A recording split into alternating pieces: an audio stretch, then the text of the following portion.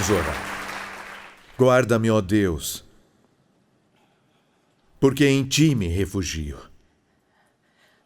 Digo ao Senhor, és o meu Senhor, não tenho outro bem além de Ti. Quanto aos santos da terra, são os nobres nos quais me deleito. Quem segue outros deuses multiplicará suas dores. Não oferecerei as suas libações de sangue, não direi os seus nomes com os meus lábios. O Senhor é a minha porção escolhida e meu cálice. Guardas meu futuro. As bênçãos que tu me dás são maravilhosas, sim. É uma linda herança. Bendigo o Senhor que me aconselha. À noite meu coração me ensina.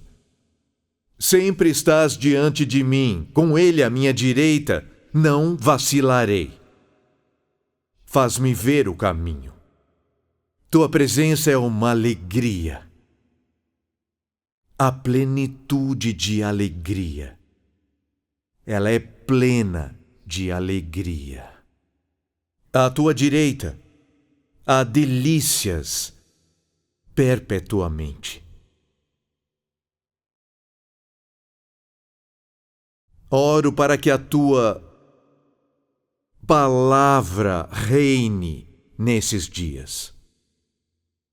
Protege, ó Deus, a minha boca do erro e tolice. Que saia só o que é bom para edificação. Transmita graça àqueles que aqui nos ouvem. Peço que nos proteja do diabo. Como te agradeço por desarmá-lo,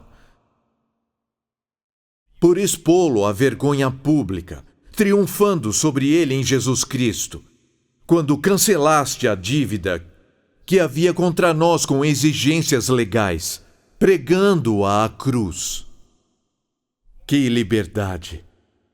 Conceda que a desfrutemos profundamente. Opere o seu poder, Senhor. Faça abundantemente mais do que qualquer mulher tenha sonhado. Por seus filhos,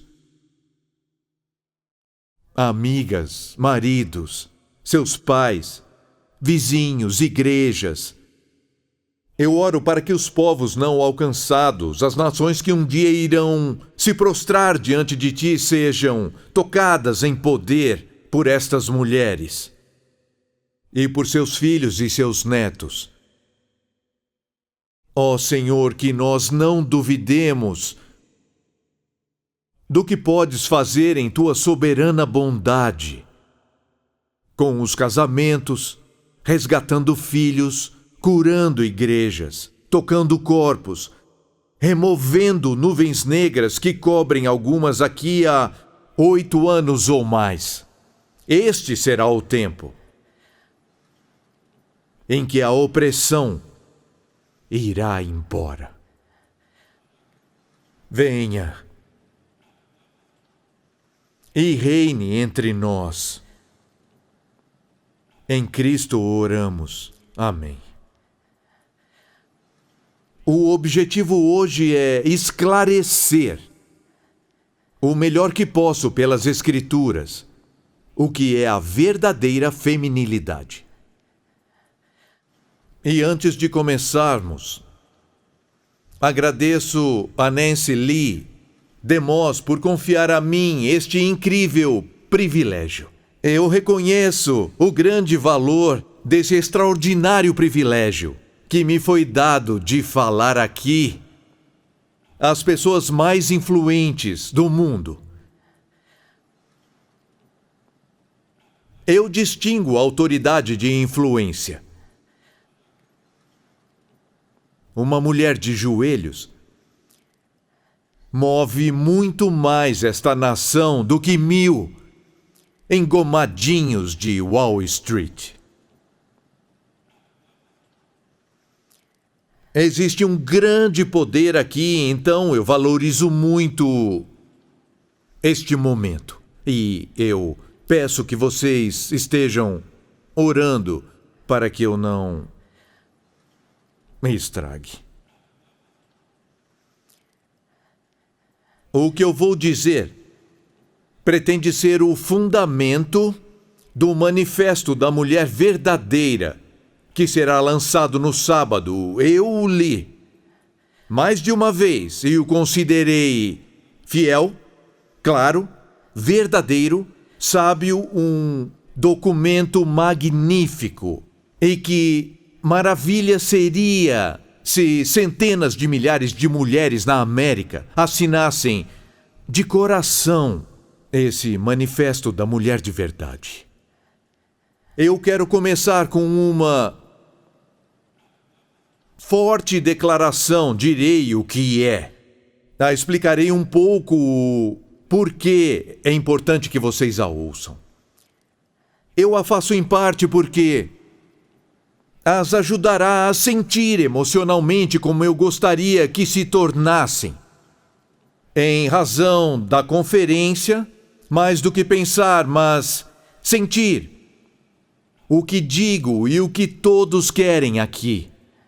E em parte porque, se entender a declaração, vai entender porque eu ministro assim e porque esta mensagem soa tão forte. A declaração é essa: teologia fraca cria mulheres fracas.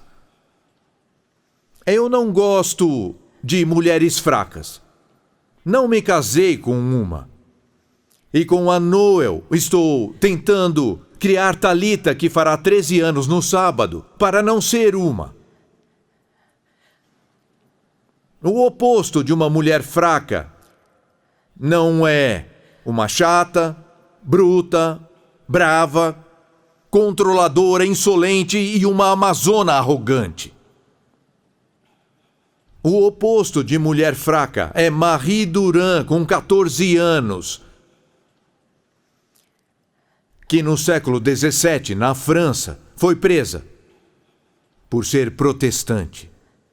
Na prisão disseram: você pode sair, com uma frase: eu renuncio.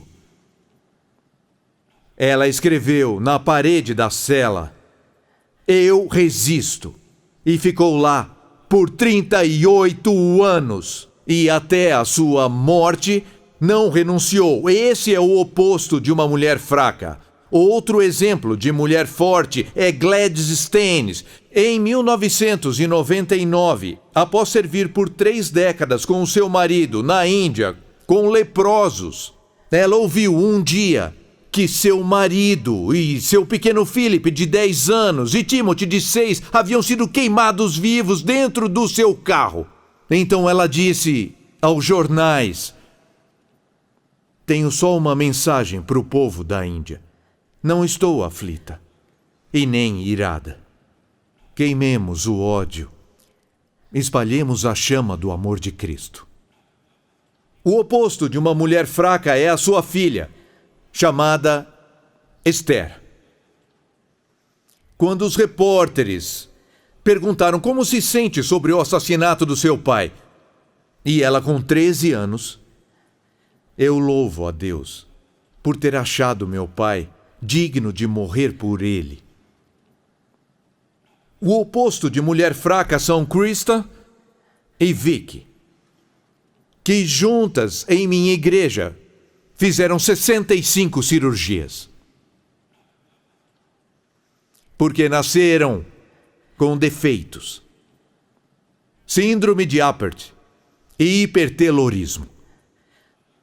E escreveram: eu te agradeço, pois de modo maravilhoso me formaste.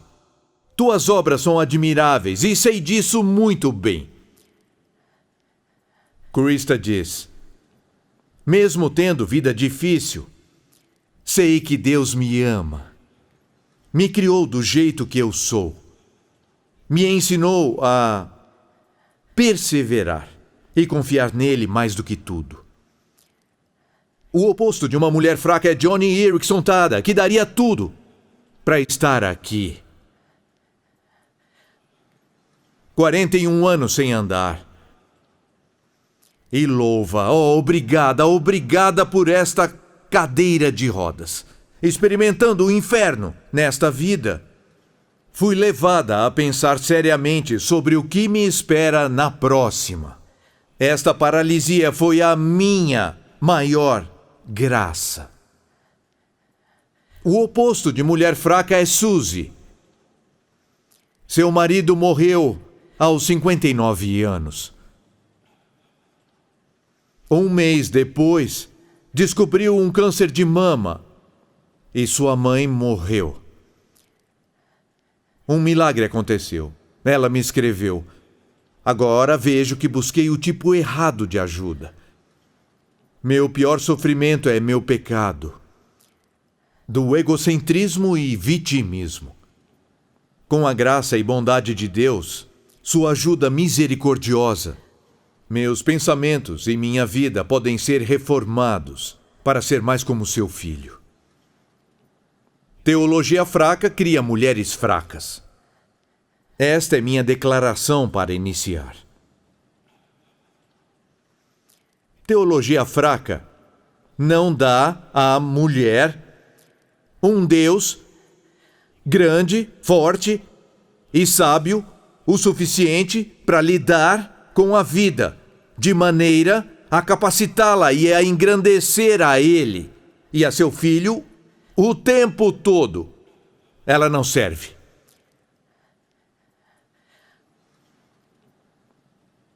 Teologia fraca coloca a mulher no centro, que é chamado de antropocentrismo. Teologia fraca não tem a fundação de granito, que é a soberania de Deus, não tem a estrutura de aço, que tem o grande propósito de Deus para toda a existência humana, incluindo o pior dela. Então, o ponto principal é a verdadeira feminilidade. E começo falando da sólida estrutura de aço do propósito final de Deus em todas as coisas.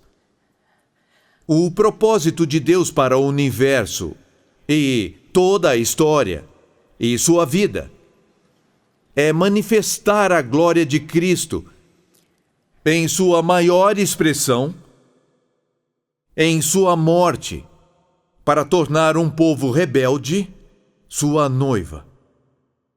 É a razão da existência do universo. Manifestar a glória da graça de Deus em sua maior expressão. Quando o Filho de Deus morre para fazer um povo rebelde sua noiva. E tudo existe para que isso aconteça. E tudo o que existe é para enfatizar e engrandecer isso, especialmente você. O propósito de Deus criando o mundo para deixá-lo se tornar esse mundo cheio de pecado é para que a grandeza da glória de Cristo possa ser exibida ao comprar uma noiva rebelde com a sua vida. E isso está nos textos. Vamos ver alguns. Apocalipse 13:8 diz isso. Apocalipse 13, verso 8. Deus fala sobre escrever nomes num livro. E os que estão no livro não adoram a besta. Vamos ler. Desde a fundação do mundo, no livro da vida do Cordeiro que foi morto. Os nomes foram escritos antes que houvesse mundo num livro, e o seu nome é o livro da vida do Cordeiro que foi morto. Isso é incrível. Quando nada existia além de Deus, Cristo foi crucificado na mente de Deus, pelo pecado, que ainda não existia em nenhum lugar do universo. E isso é incrível. Não é fraco. E não produz mulheres fracas. É impressionante pensar que Deus planejou a morte, o assassinato, que é a tradução do original. O assassinato do seu filho antes do universo ser feito. Por quê? Veja o outro texto. Efésios 1, 5 a 6. Em amor, nos predestinou para a adoção de filhos por Jesus Cristo, para louvor da glória de sua graça. E não existe nada do outro lado desse projeto. Isso não foi um meio para um fim. Não foi.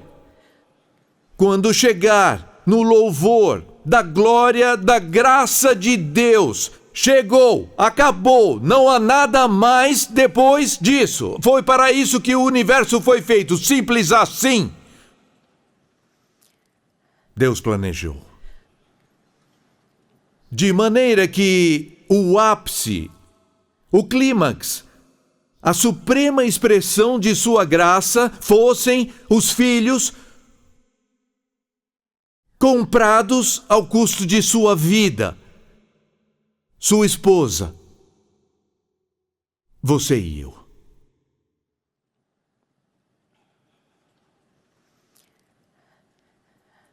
Ouça Efésios 5, 25. Maridos, amai vossa mulher. Amai como Cristo amou a igreja. Um paralelo. Marido ama a esposa, Cristo ama a igreja, sua esposa. Como Cristo amou a igreja e deu a si mesmo por ela, para que a santificasse, para que apresentasse a igreja a si mesmo em esplendor, sem mácula, nem ruga, nem coisa semelhante, para que ela fosse santa e sem defeito. Então, colocando estes textos juntos, Apocalipse 13, 8, Efésios 1, 5 e 6, Efésios 5, 25 a 27, tiro a conclusão de que o propósito final de todas as coisas é o louvor da glória, da graça de Deus, supremamente manifesta no Calvário, quando o Filho de Deus entregou sua vida para comprar e purificar sua esposa, tirando-a de um povo rebelde, de forma total e refém do inferno. Esse foi o ápice, e foi para isso que Deus criou o mundo. Por isso te criou. A pergunta é: o que tem a ver com feminilidade? Não é fraco dizer que Deus criou tudo e governa todas as coisas para magnificar sua graça na morte do seu Filho por um povo não merecedor, para que esse povo se torne sua noiva, eternamente feliz. Não é fraco. É aço. É granito. É um lugar para permanecer quando tudo ao redor de sua alma se abala. Amo as mulheres da igreja, sempre firmes, quando tudo ao seu redor se abala. Ah, como a graça e a glória de Deus brilham a partir de suas vidas. Já são 28 anos. Caminhei por vales escuros com elas e já enterrei muitos filhos.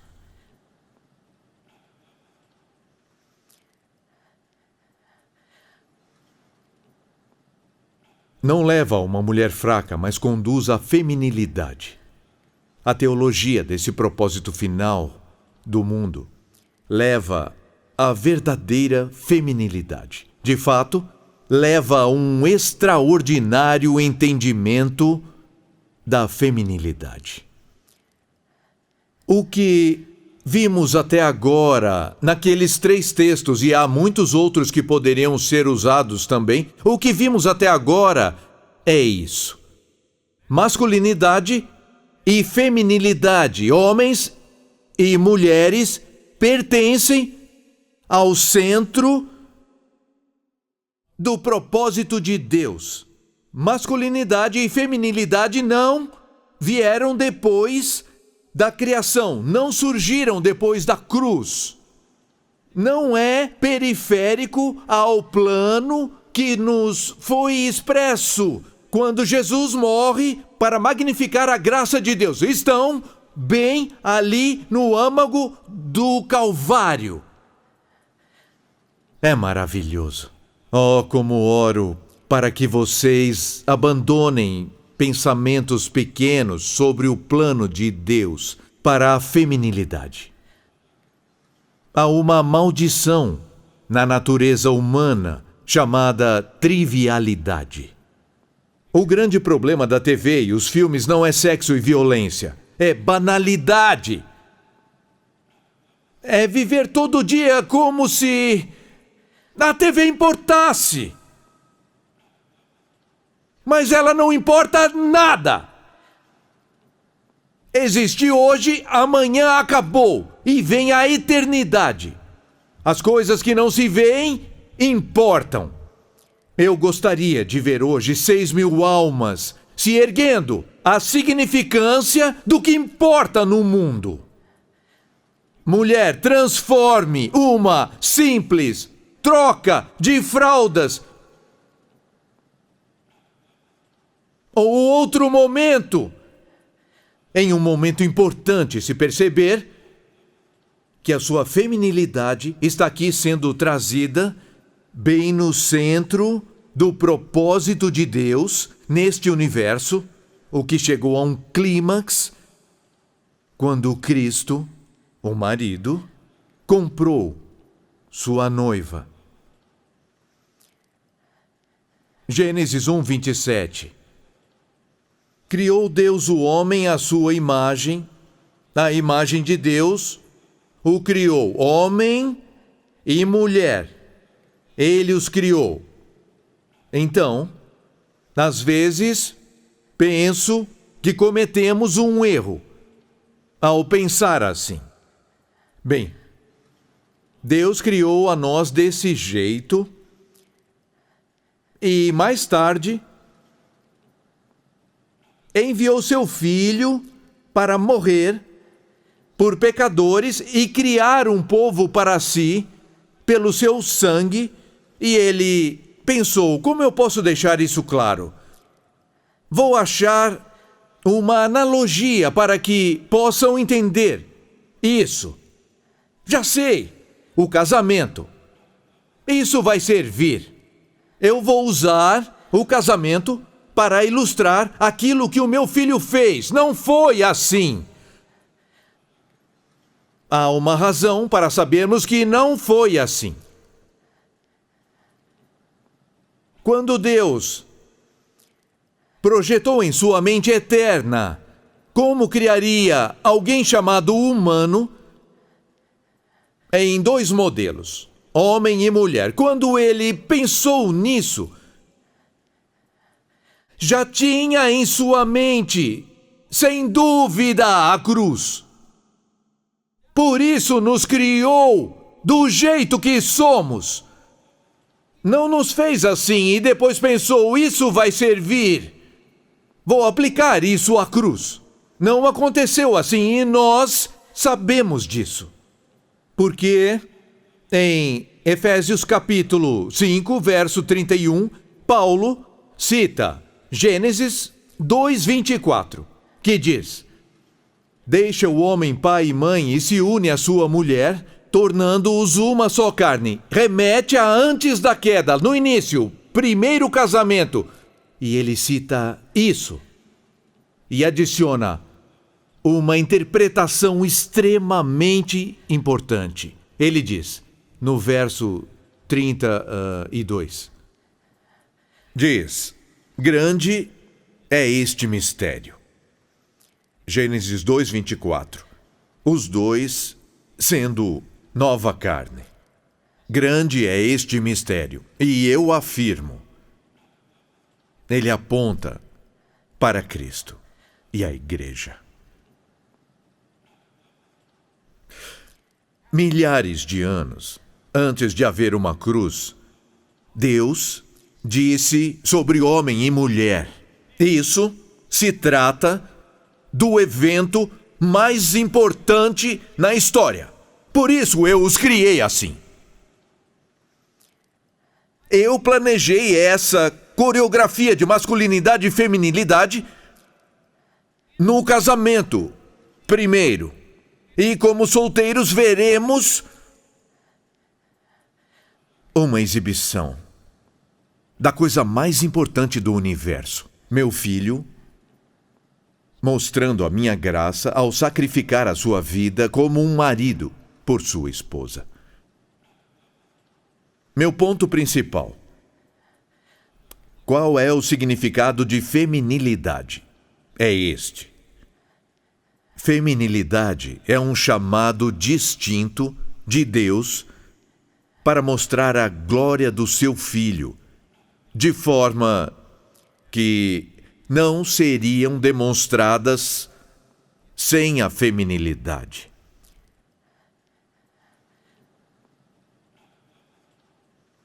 De novo.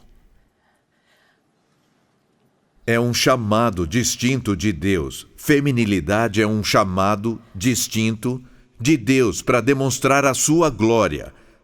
A glória de Deus, de seu Filho, de forma que não seriam demonstradas se não houvesse a feminilidade. Quando Deus descreveu a obra de seu Filho como o sacrifício de um marido por sua noiva, nos revelou por que nos fez macho e fêmea. Nos fez assim para que a masculinidade e feminilidade mostrasse a nós a glória do Filho em relação à sua noiva comprada pelo seu sangue. Significa estar em alta no nosso mundo equalitário. Significa que se você tentar reduzir a sua feminilidade a características físicas ou a funções biológicas, e então determinar o seu papel na vida puramente baseado nas competências, perde-se o sentido da feminilidade e diminui-se a glória de Cristo na sua vida. Sua personalidade feminina distinta é indispensável no propósito de Deus de mostrar a sua glória. Sua feminilidade não é um acidente. Ela existe porque é o projeto de Deus de relacionamento para o evento central da história, a morte do seu filho. Um ponto de vista prático. Como se aplica aos casados e como se aplica aos solteiros. Presumo que você seja um ou outro. Embora haja outras dolorosas situações. Primeiro, falo às casadas. Paulo diz em Efésios 5:22, sejam submissas aos seus maridos como ao Senhor, porque o marido é o cabeça da mulher como Cristo é o da igreja, sendo este o salvador do corpo. Como a igreja está sujeita a Cristo, também as mulheres sejam em tudo submissas aos seus maridos. Veja, o ponto aqui é que o casamento, liderança, submissão e a dinâmica que há entre elas.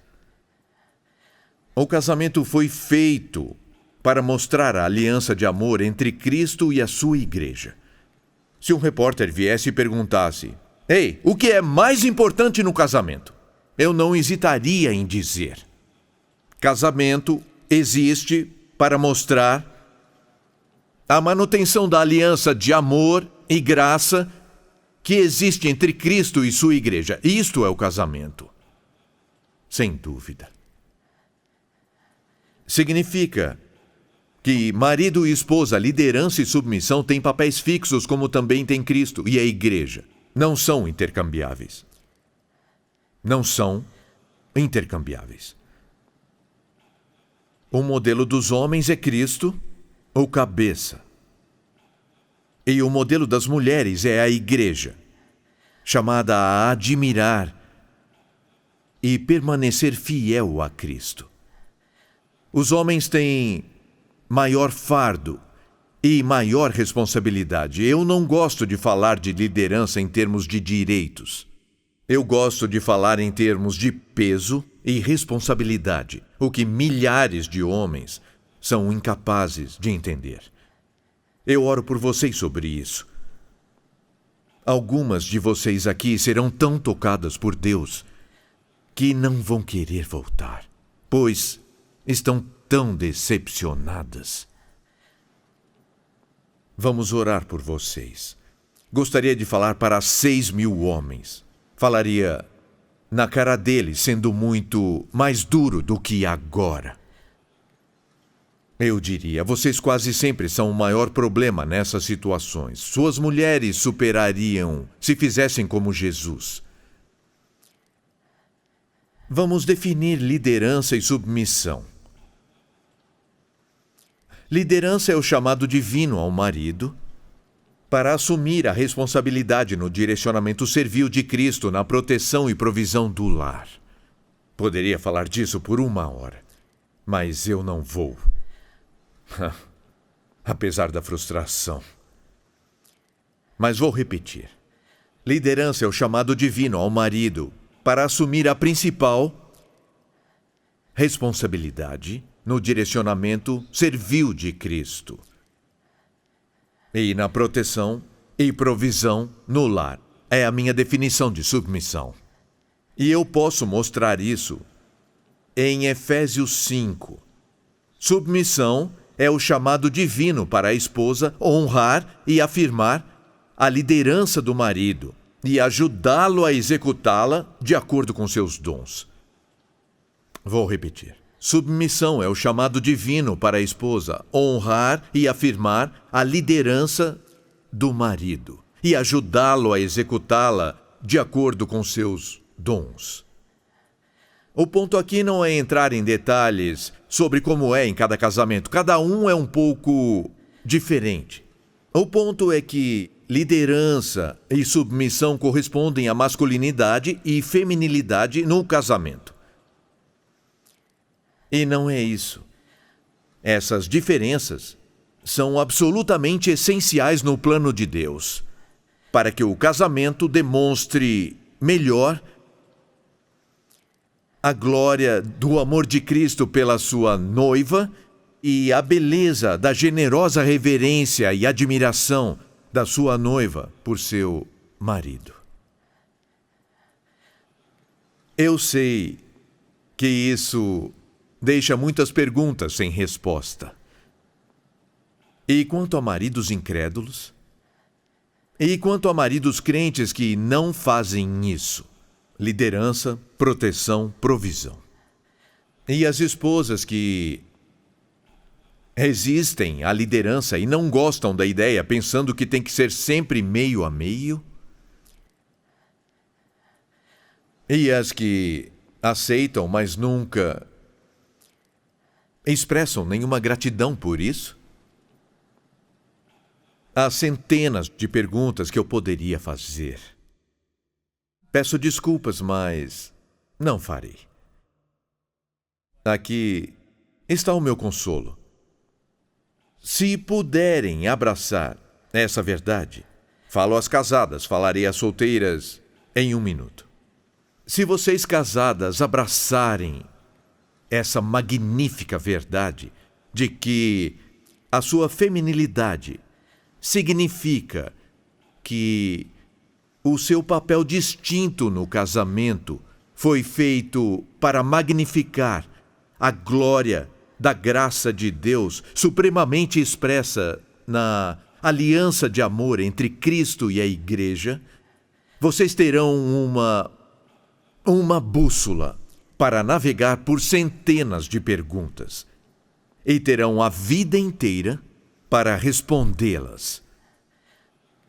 Não é pouca coisa crer que a feminilidade foi feita para demonstrar a glória da graça de Deus no sacrifício do Filho de Deus, na compra e purificação da sua noiva, que vive a sua vida eterna em intensa alegria, em sua presença, em admiração por ele, o reverenciando e honrando. Mas e se não for casada?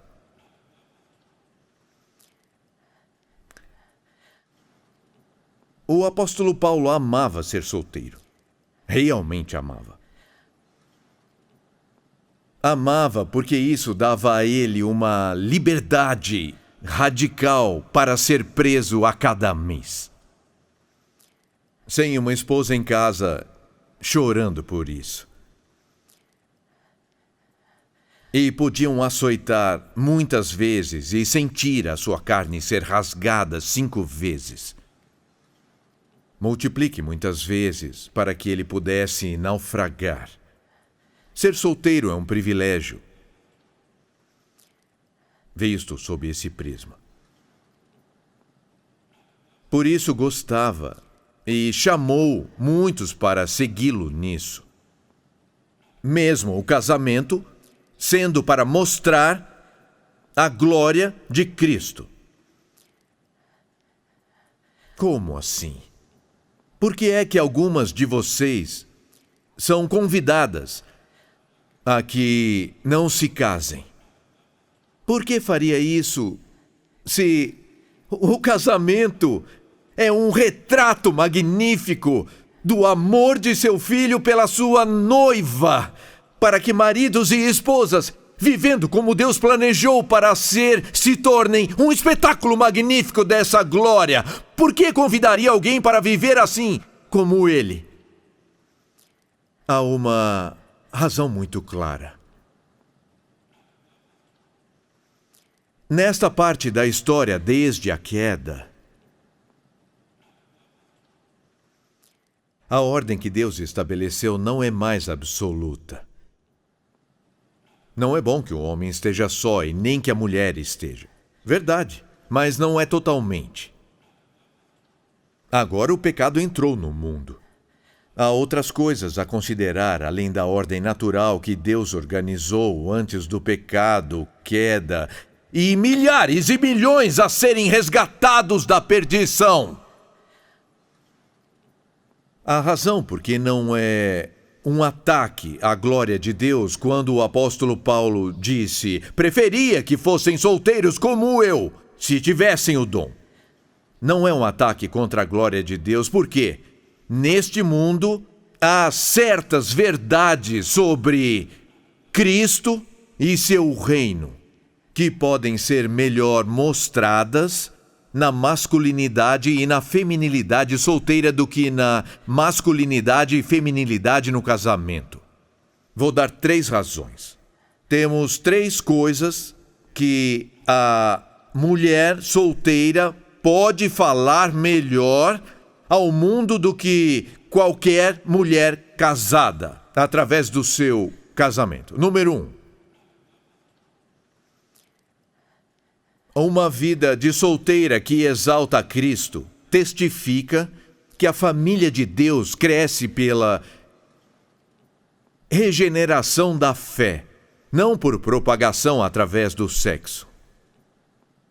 A família de Deus cresce por regeneração, não propagação. Pela fé, não ato sexual. O nosso principal dever é criar essa família.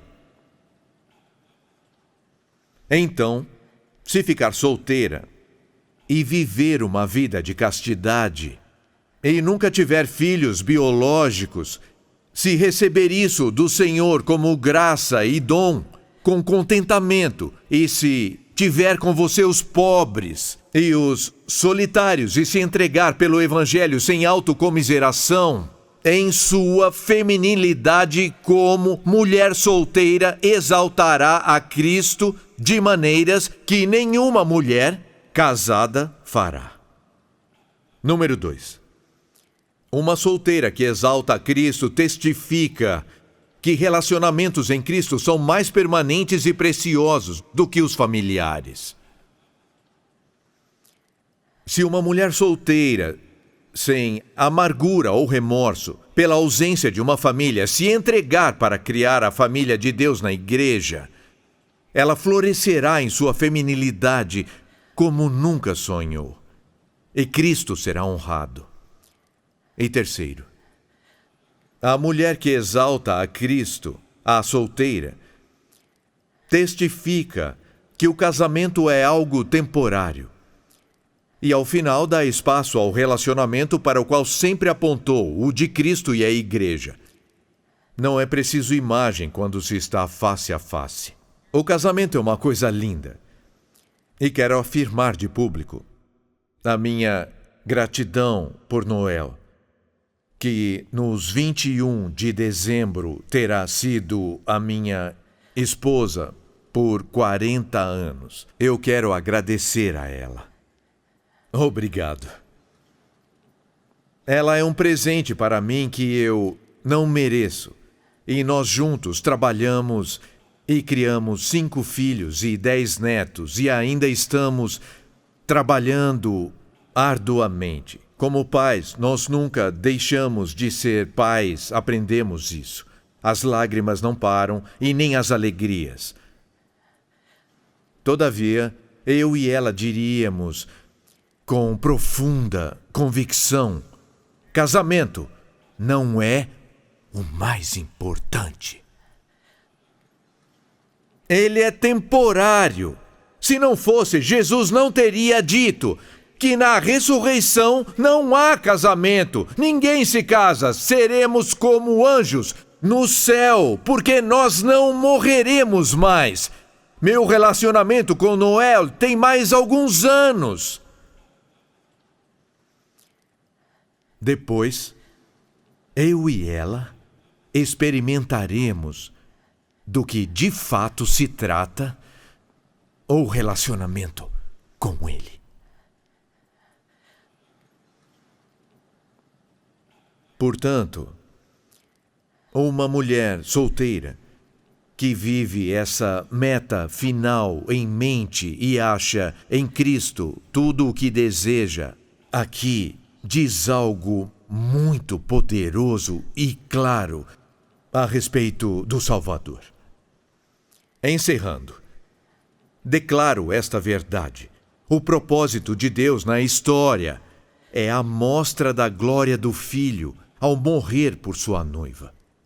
Deus criou o homem, macho e fêmea, porque há aspectos da glória de Cristo que não poderiam ser conhecidos e mostrados de nenhum outro jeito, senão através do relacionamento entre feminilidade e masculinidade, ou homem e mulher. As diferenças entre eles são essenciais para a revelação do evento mais importante na história. Portanto, a feminilidade, a verdadeira, a de verdade, é um chamado importante que mostra a glória do Filho, como não seria demonstrada se não houvesse feminilidade. A mulher casada tem formas de exaltar a Cristo que a solteira não tem.